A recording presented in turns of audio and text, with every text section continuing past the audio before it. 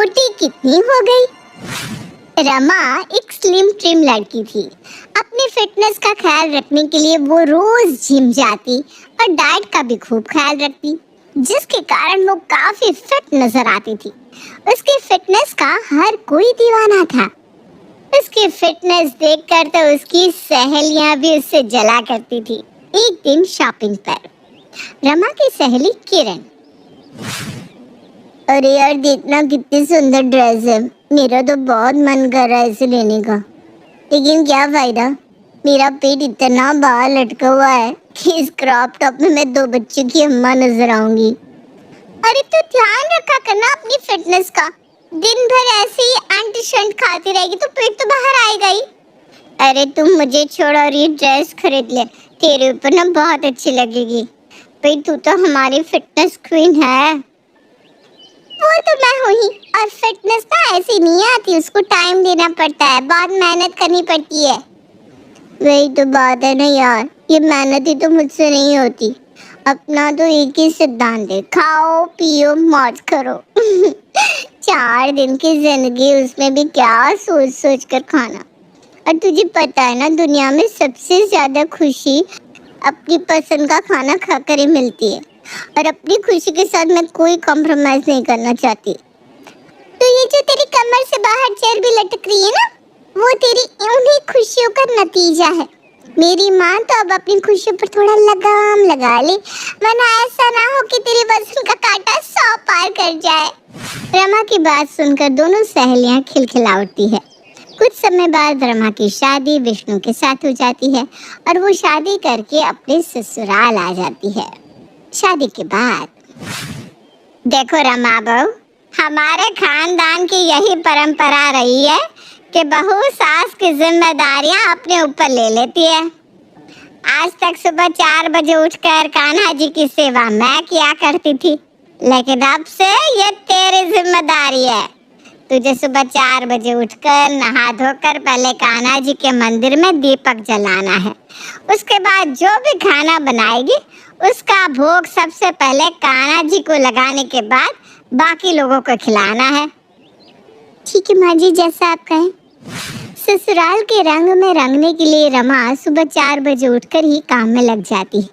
पहले घर की सफाई करती, उसके बाद नहाकर मंदिर में दीपक जलाती, उसके बाद कान्हा जी को भोग प्रसाद बनाकर उन्हें प्रेम से भोग लगाती।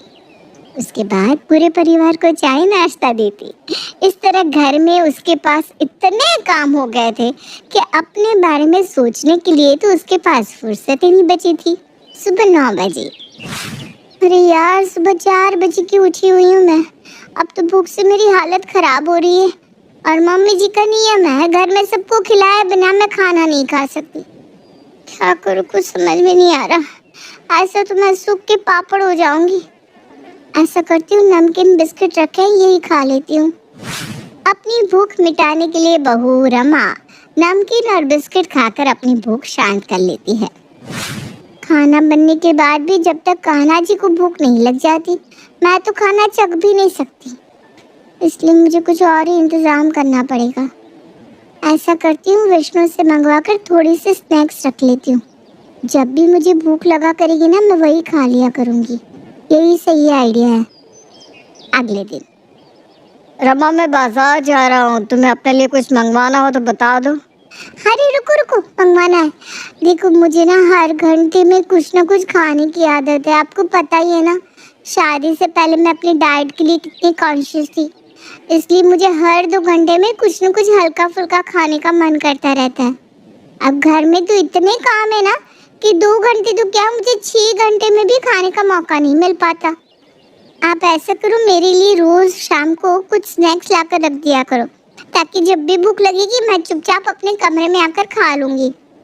अच्छा ठीक है, तुम्हें जो भी चाहिए लिस्ट बना कर दे दो, मैं ले आऊँगा। अब तो रमा का यही रूटीन बन गया था। सुबह 4 बजे उठने के बाद वो घर के कामों में लग जाती, और जैसे ही उसे भूख लगती अपने कमरे में छुपा कर रखे हुए चिप्स, पापड़, खस्ता, कचौड़ी और मिठाई खाकर वो अपनी भूख को शांत कर लेती और एक बार फिर से काम में लग जाती। देखो रमा, तुम्हारे लिए बाजार से स्नैक्स खरीद कर लाने में कोई दिक्कत नहीं है मुझे, लेकिन एक बार तुम अपने आप को गौर से देखो तो सही। हमारी शादी को अभी सिर्फ 4 महीने हुए हैं और 4 महीने में तुम्हारे अंदर कितने बदलाव आ गए हैं। तुमने कुछ नोटिस भी किया है?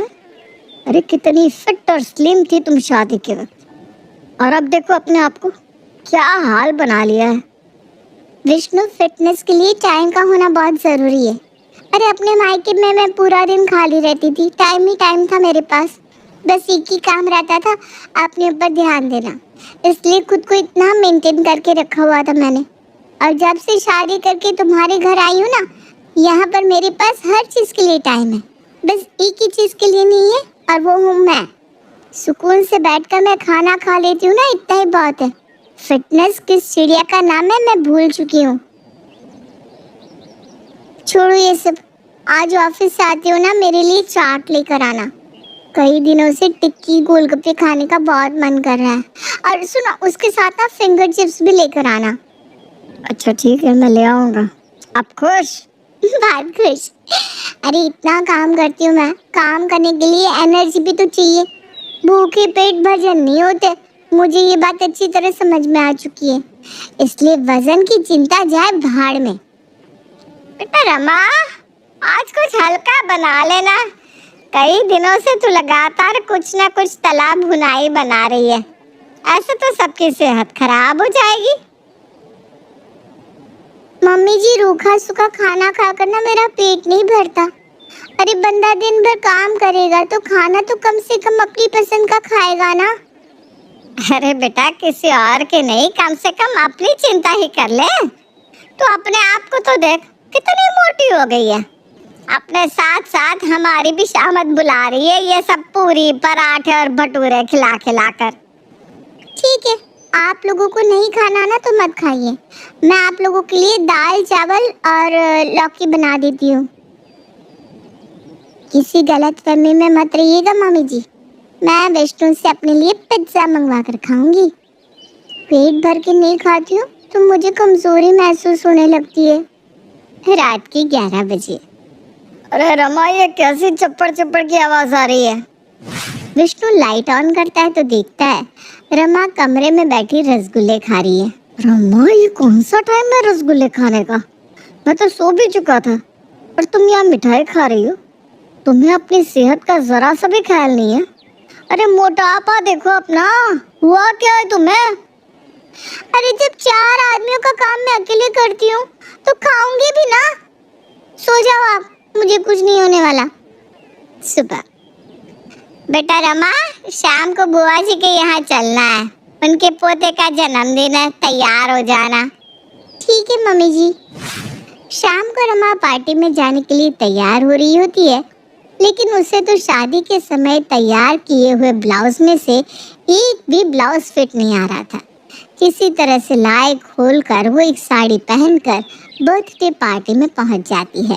पार्टी में, अरे भाई रमा, कितनी मोटी हो गई है तू तो। हम तो तुमको एक बार देखकर पहचान भी नहीं पाए। भाभी, ऐसा क्या खिला दिया इसको, बिल्कुल गुब्बारे की तरह फूल गई है। अरे बुआ जी, आपको पता ही है ना कितनी फिट थी मैं शादी के समय। बस ससुराल का पानी सूट नहीं किया मुझे। जब से यहाँ आई हूँ 2 ही रोटी खाती हूँ, फिर भी पता नहीं क्यों वजन बढ़ता ही जा रहा है। बेटा, तेरा वजन पानी से नहीं, वो जो तू ठूस ठूस के जंक फूड खाती है ना अपने कमरे में बैठ के, उससे बढ़ रहा है। जब हर समय जंक फूड खाकर पेट भरा रखोगी तो रोटी खाने की भूख ही नहीं लगेगी, हैं? पेट में जगह ही कहाँ बचती होगी रोटी खाने के लिए। और ये मत समझना तुम कमरे में बैठकर खाती हो तो हमें पता नहीं चलता। अरे पता हमें सब रहता है।